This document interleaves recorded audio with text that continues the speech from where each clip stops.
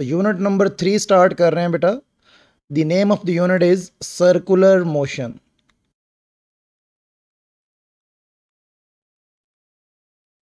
बेटा सबसे पहली चीज जो आज इसमें हमने करनी है उसका नेम लिखें एंगुलर डिस्प्लेसमेंट।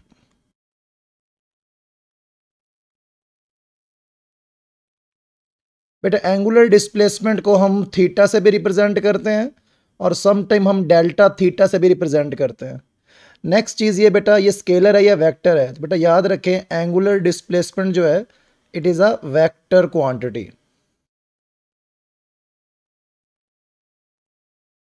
इसके बाद बेटा एक और चीज़ ये कि इसके यूनिट्स कौन से होते हैं बेटा। तो बेटा याद रखें एंगुलर डिस्प्लेसमेंट के 3 यूनिट्स हैं बेटा। फर्स्ट यूनिट इसका है डिग्री, नंबर 2 बेटा आपके पास है रेवोल्यूशन, एंड नंबर 3 यूनिट बेटा है इसका रेडियन। ये तीनों यूनिट बेटा किसके हैं? एंगुलर डिस्प्लेसमेंट के।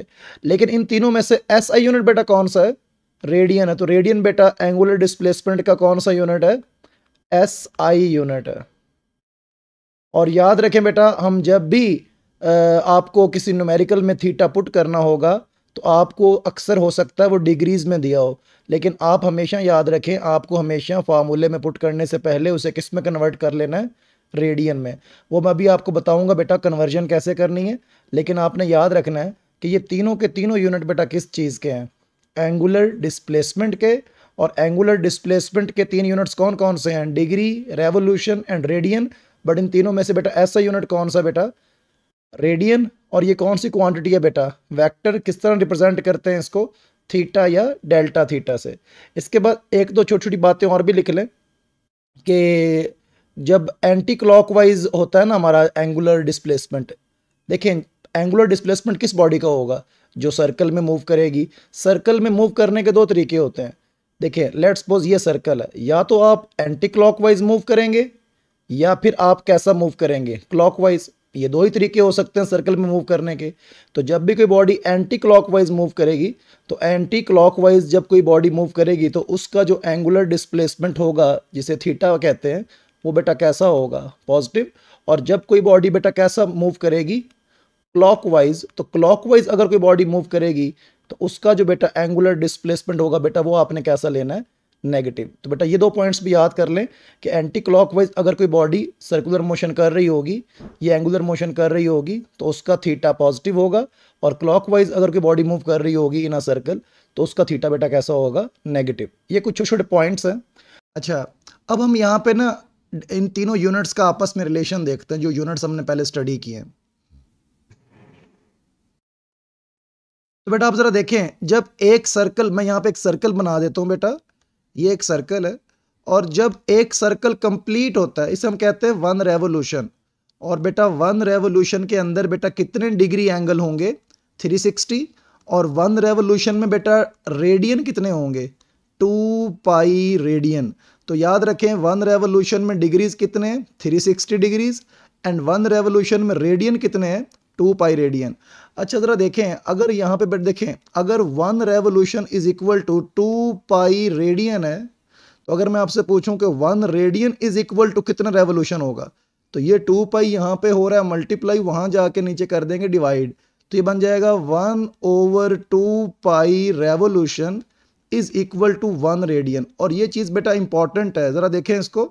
देखें आपके सामने यहाँ पे क्या लिखा हुआ है कि 1 रेवोल्यूशन एंगल में 2 पाई रेडियन एंगल होता है। तो अगर 1 रेवोल्यूशन में इतने रेडियंस हैं तो 1 रेडियन में कितने रेवोल्यूशन होंगे? तो बेटा ये है कि 1 रेडियन में कितने रेवोल्यूशन होंगे, तो लिख लें 1 radian is equal to 1/2 pi revolution. तो बेटा ये एक इंपॉर्टेंट लाइन है, ये आपने याद रखनी है कि 1 रेडियन एंगल में कितने रेवोल्यूशन एंगल होता है? 1/2 पाई।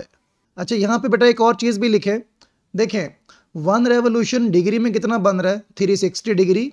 और 1 रेवोल्यूशन बेटा रेडियन में कितना है? 2 पाई रेडियन। बेटा अगर ये दोनों साइडें इक्वल हैं तो इन दोनों को भी आप इक्वल लिख सकते हैं। तो हम क्या लिख सकते हैं बेटा? 360 degree is equal to 2 pi radian. और बेटा यहाँ से आपको अगर मैं कहूँ कि अगर 360 डिग्री 2 पाई रेडियन के इक्वल है तो 1 डिग्री कितने के होगा? तो 360 बेटा वहाँ पे जाके आप कर देंगे डिवाइड। और बेटा जब आप यहाँ पे इसको डिवाइड करेंगे जब आप इसे कैंसिल करेंगे तो ये आ जाएगा पाई ओवर 180। तो बेटा 1 डिग्री इज इक्वल टू बेटा क्या आ जाएगा, पाई ओवर 180 रेडियन।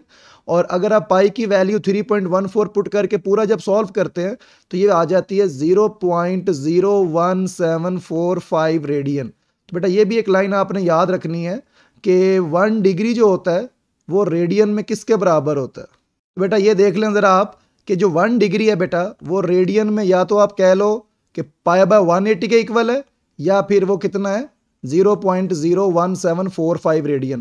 तो बेटा 1 डिग्री में कितने रेडियन होते हैं मैंने आपको ये भी बता दिया।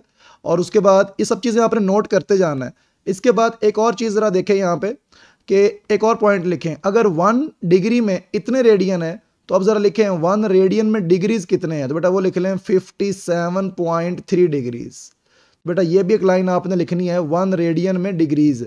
अब इस पूरी बात की देखिए समरी क्या है, समरी ये बेटा कि 1 रेडियन एंगल में कितने रेवोल्यूशन होते हैं, 1/2 पाई रेवोल्यूशन।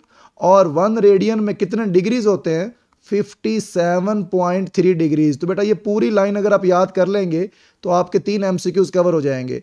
देखिए 1 रेडियन में कितना रेवोल्यूशन है, 1/2 पाई। और 1 रेडियन में कितने डिग्रीज हैं, 57.3। और एक और एमसीक्यू मैंने क्या बताया कि 1 डिग्री में रेडियन कितने होते हैं, तो 0.01745 रेडियन या फिर पाई ओवर 180 रेडियन।